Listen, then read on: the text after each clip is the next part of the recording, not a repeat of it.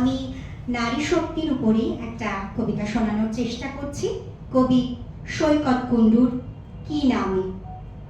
কি নামে আগে ডাকবে ঠিক করো, জননী, বধূ, মোহিনী নাকি কাম? যে জ্বালা ঘর পুড়িয়ে ছাই করে, সেই তো প্রদীপ পূর্ণ মনস্কাম। কি নামে ডাকবে আগে ঠিক করো। আমি মাটি, ধরিত্রী ও নারী, তোমায় সারা জীবন ছুঁয়ে আছি, কারণ আমি বদলে দিতে পারি।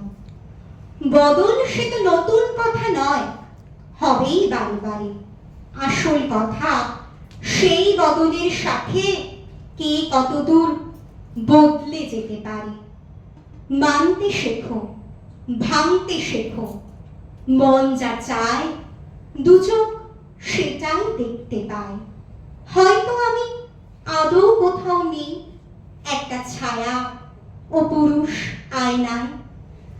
অনেক লেখা আমি হয়েছি আগে, অনেক লেখা আবার হব পরে, কারণ লজ্জা, ঘৃণা, অনুরাগে পুরুষ কেবল ভাঙে আর করে।